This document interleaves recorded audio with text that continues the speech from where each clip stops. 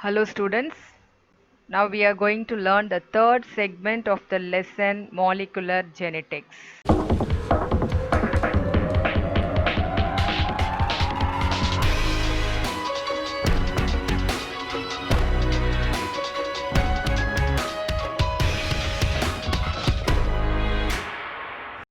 In this we are going to learn tRNA, the adapter molecule, translation, regulation of gene expression, lac operon model, human genome project, and DNA fingerprint technique. What is tRNA? Why it is called as the adapter molecule? tRNA is nothing but the transfer RNA because it acts as a vehicle to pick up the amino acid which are scattered in the cytoplasm by reading the codes of the mRNA to form the amino acid sequence, that is protein. It is termed as the adapter molecule. This term was given by Francis Crick. The two-dimensional cloverleaf model of tRNA was proposed by Robert Holly. The cloverleaf model shows the secondary structure of the tRNA. In the actual structure, the tRNA is a compact molecule which looks like an inverted L.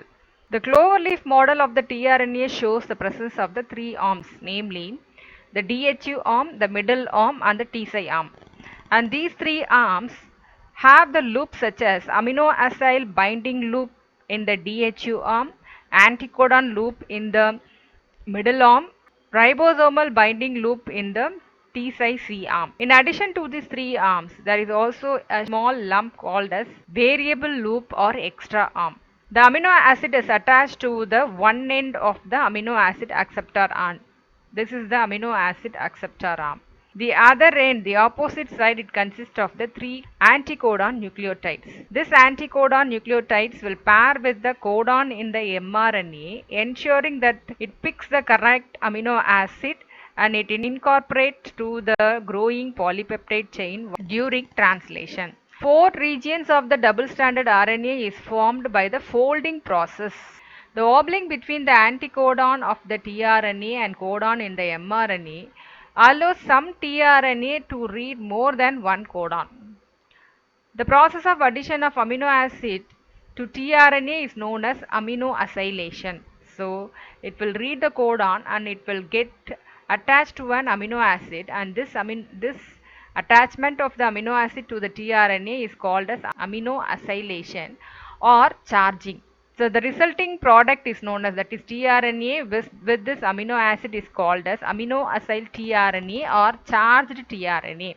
Without this aminoacylation, the tRNA is known as uncharged tRNA. The two steps that are involved in the charging of tRNA are: first step, the amino acid and the ATP molecule will enter the active site of the enzyme aminoacyl tRNA synthetase. The ATP will lose a pyrophosphate and the resulting AMP will bond covalently with the amino acid.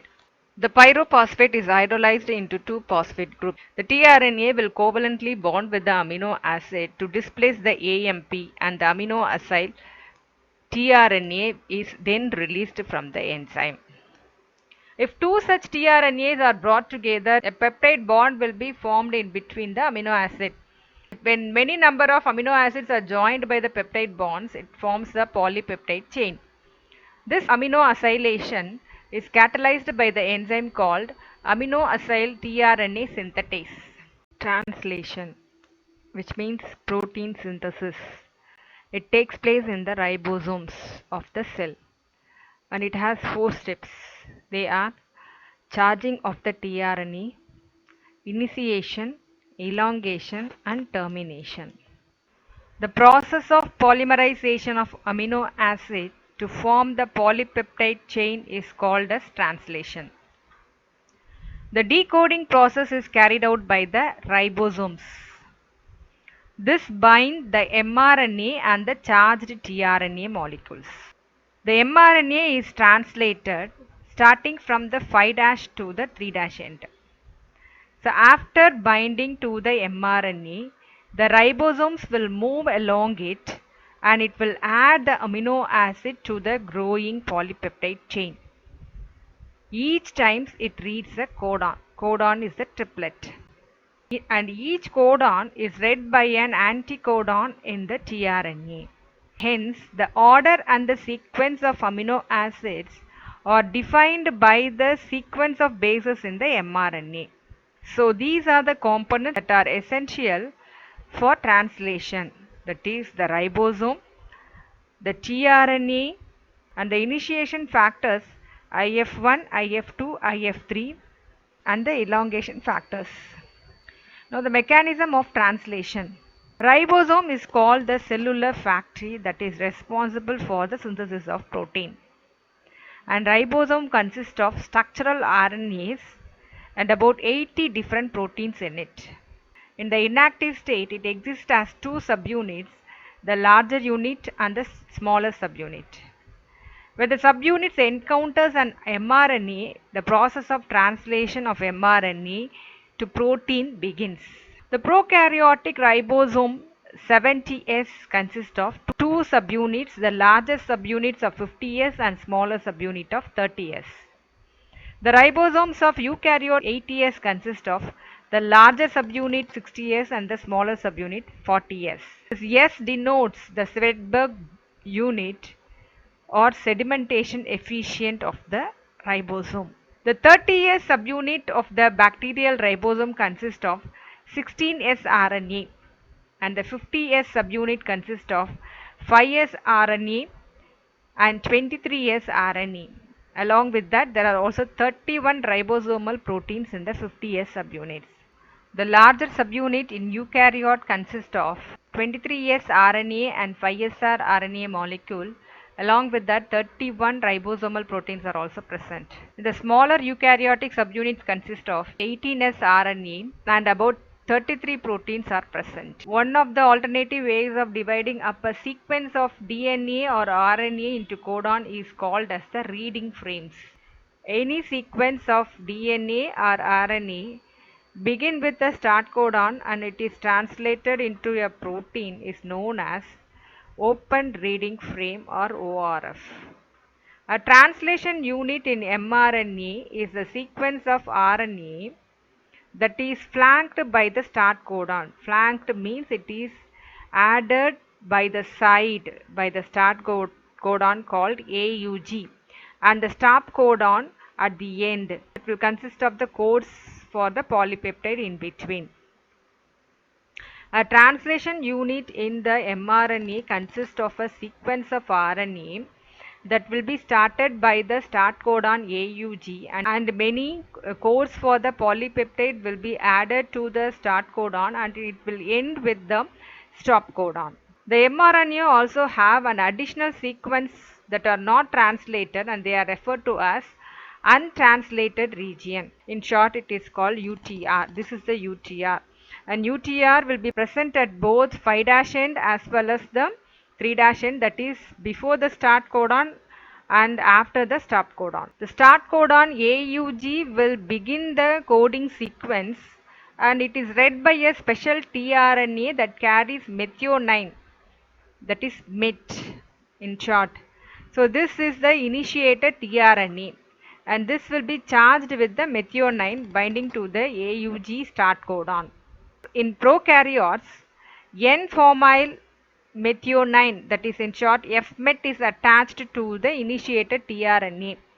Whereas in the eukaryotes, it is not modified. The initiated tRNA will not be modified. It is called as unmodified methionine. The 5' end of mRNA in prokaryotes have special sequence which will be preceded by the initial AUG start codon. This ribosomal binding site is called as Shine-Dalgarno sequence or SD sequence in short. This is the Shine-Dalgarno sequence. Here you can see the binding between the complementary base pairs of the Shine-Dalgarno sequence in the prokaryotic mRNA and the 16S rRNA or ribosomal RNA of the smaller subunit. The subunits of ribosomes 30S and 50S are usually dissociated, that means they will be separate from each other when they are not involved in the translation. So once they get involved in the translation, they will be associated to each other. The initiation of the translation in E. coli, that is bacteria, begins with the formation of an initiation complex. What does this initiation complex consist of? It consists of the following things. The first one is the 30S subunit of the ribosome. Secondly, a messenger RNA or mRNA. Thirdly, the charged N-formyl methionine tRNA, that is FMET tRNA, along with the three proteinaceous initiation factor, that is IF1, IF2 and IF3, plus GTP, that is guanine triphosphate for energy supply, and Mg2+. See, all these components form the initiation complex, and they will interact in a series of steps. They will join to each other in a series of steps. That is, first IF3 will bind to the 30S subunit of the ribosome. They both will join with the mRNA. Then another initiation factor IF2 will come and join with this complex, and this union will enhance the binding of the charged formyl methionine tRNA to the small subunit of ribosome in response to the AUG triplets. So when it reads the AUG triplets, this association will happen, and this step will set the reading frame so that all the subsequent groups of three ribonucleotides are translated accurately. The assembly of the ribosomal smaller subunit, mRNA and the tRNA represent the initiation complex. So once this initiation complex is formed, the IF3 will be released, and this release will allow the initiation complex to combine with the 50S ribosomal subunit of the ribosome to form the complete ribosome, that is 70S. In this process, a molecule of GTP will be hydrolyzed to provide the energy required for this combining, and the initiation factor IF2 will be released along with this GDP. The next phase is the elongation phase, which is the second phase of translation. So once both the subunits of ribosomes are assembled with mRNA, so this is a smaller subunit, this is a larger subunit, and this is a mRNA. Once all these three are assembled, the binding site for the two charged tRNA molecules are formed. So before that, let us see the sites in the ribosomes for the tRNA binding. So the first one is called as E site, that is the exit site, and next is P site, which is called as peptidyl site, and the third one is amino acyl site, that is A site. The charged initiated tRNA will bind to the P site first. The next step in the prokaryotic translation is to position the second tRNA at the A site of the ribosome to form the hydrogen bonds between the anticodons. This is the first step. This step requires the correct transfer RNA as well as one more GTP and two proteins called elongation factor, that is EFTS and EFTU. Once the tRNA is positioned at the A site, the enzyme peptidase transferase catalyzes the formation of the peptide bond that links the two amino acids together. That becomes the second step. At the same time, the covalent bond between the amino acid and the tRNA occupying the P site is hydrolyzed or broken. The product of this reaction is a dipeptide which is attached to the 3' end of the tRNA, which is still in the A site of the ribosome. For elongation to be repeated, the tRNA that is attached to the P site will become uncharged now, and it is released from the large subunit. This uncharged tRNA moves to the E site on the ribosome. The entire mRNA, tRNA, amino acid 1 and 2 will shift in the direction of the P site by a distance of 3 nucleotide, and this is the third step. So this step requires several elongation factors, EFs, and the energy is derived from the hydrolysis of GTP. This results in the third triplet of the mRNA to accept a new another charged tRNA into the A site. This becomes the fourth step. The sequence of elongation is repeated over and over in the fifth step and the sixth step. and a long polypeptide chain will be formed by adding the amino acid to the growing polypeptide. Each time the mRNA will be advancing through the ribosome.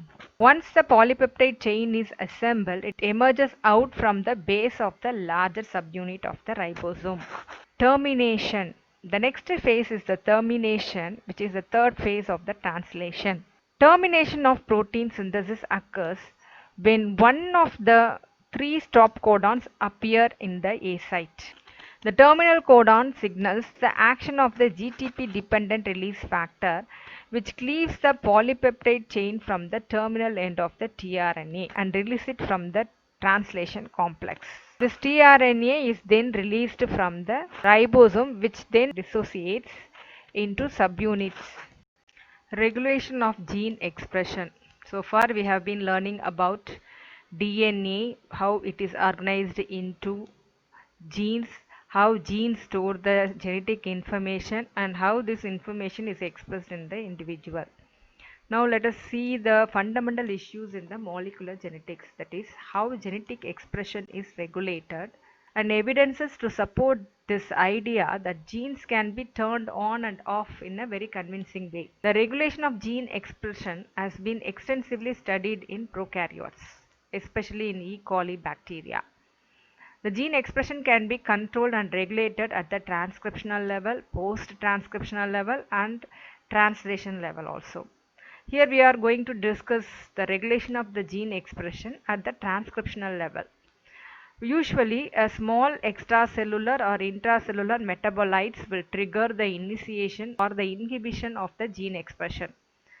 The cluster of genes with the related function in the E. coli is called as operon. They usually transcribe the single mRNA molecule. In E. coli, there are nearly 260 genes which are grouped into 75 different operons. This is the structure of the operon. Each operon consists of a unit of gene expression and the regulation. It has one or more structural genes and an adjacent operator gene which will control the transcriptional activity of the structural gene. This is the operator gene. The structural gene codes for the proteins, rRNA and tRNA required for the cell. Promoter or the signal sequence in the DNA to initiate the RNA synthesis. The operator gene present between the promoter and the structural genes. The repressor protein binds to the operator gene of the operon. Metabolism of the lactose in E. coli requires three enzymes, namely permease, beta-galactosidase, and transacetylase.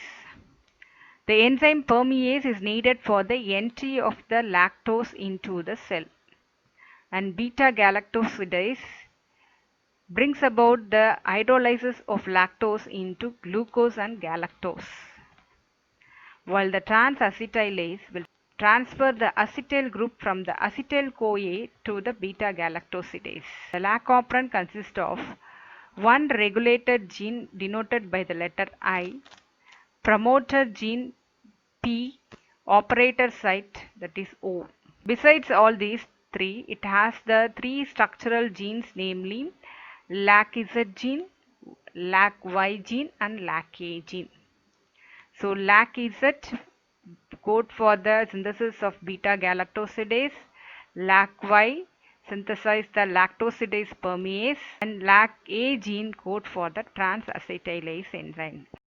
Jacob and Monod proposed this classical model of lac operon to explain the gene expression and regulation in E. coli. In lac operon, a polycistronic structural gene is regulated by a common promoter and a regulatory gene.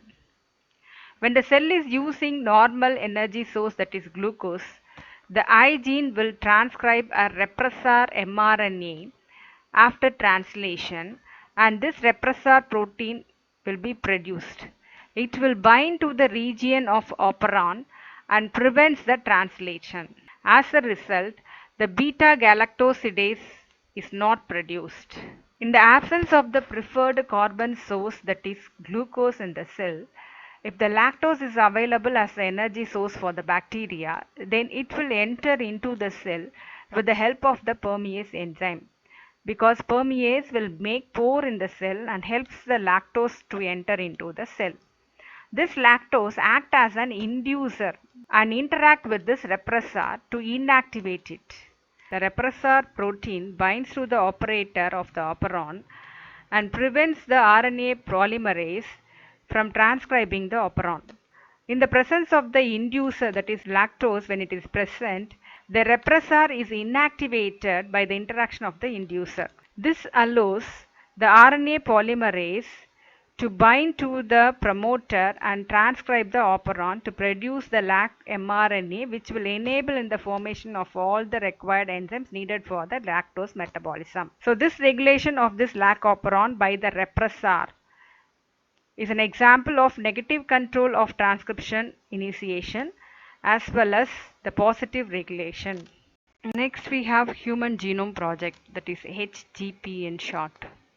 The International Human Genome Project was launched in the year 1990.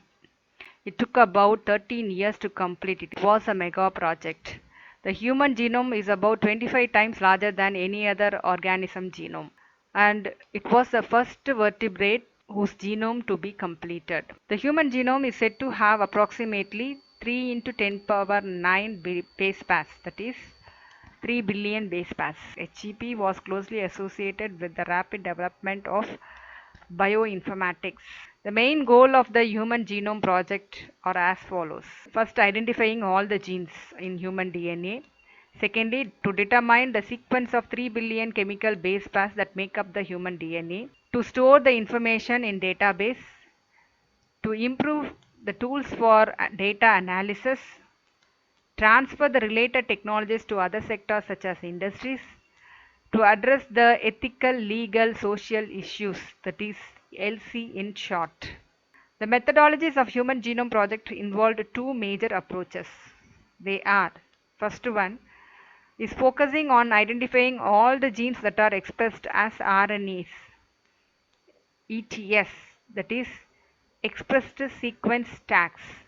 The other approach was the sequence annotation, that means giving a comment on expression of each sequence, and later it was divided into 3 different regions according to its function. For sequencing, the total DNA from a cell is isolated and it is converted into random fragments which is of smaller size, and they are cloned using a suitable host using specialized vectors. The cloning helps in the amplification of the DNA fragments. Bacteria and yeast are the two commonly used hosts, and these vectors are called as BAC or bacterial artificial chromosome and YAC, which is yeast artificial chromosomes. Then fragments are sequenced using automated DNA sequencers, which is developed by Frederick Sanger. The sequences are then arranged based on a few overlapping regions using specialized computer-based programs. These sequences were annotated and assigned to each chromosome. The genetic and the physical maps on the genome are assigned using the information on polymorphism of the restriction endonuclease recognition sites and some repetitive DNA sequences. These repetitive DNA sequences are called microsatellites. Nowadays, the sequencing of even longer fragment is done by the supercomputers by a method called shotgun sequencing. This has now replaced the traditional sequencing method. Now the salient features of human genome. Human genome contains 3164.7 million nucleotide bases in it. The average gene consists of 3000 bases, but the gene size vary greatly. The largest human genome is known as dystrophin, which is on the X chromosome. This contains 2.4 billion bases. The total number of genes in human genome is equal to 30,000. 99.9% of nucleotide bases are identical in all the people. Only 0.1% make each one of us unique. The functions are unknown for about 50% of the discovered genes by now. Chromosome 1 has the most number of genes, that is 2968 genes, and Y chromosome has the fewest genes, that is 231 genes. Less than 2% of the genome codes for the protein. Repeated sequences make up a very large portion of the human genome. The repetitive sequences are nothing but the stretches of DNA sequence that are repeated many times. These repetitive sequences have no direct coding function, but they are helpful in forming the structure of the chromosome, dynamics and evolution. About in 1.4 million locations, single base DNA differences occur in the human genome. Single base DNA difference is otherwise called as SNPs, single nucleotide polymorphism, SNPs in short. Next we have fingerprinting or DNA profiling. This technique is used to identify the similarities of DNA fragments of two different individuals. This is developed by Alec Jeffrey in 1985. DNA of an organism carries some non-coding sequences which are called as repetitive sequences. They are otherwise called as minisatellites or variable number tandem repeats, VNTR in short. The number of repeats, that is VNTR, is specific from person to person. Now see the differences between microsatellite and minisatellite. Microsatellite consists of 1 to 9 base pair monomers repeating sequences, whereas minisatellite consists of 10 to 100 base pair monomers repeating sequences.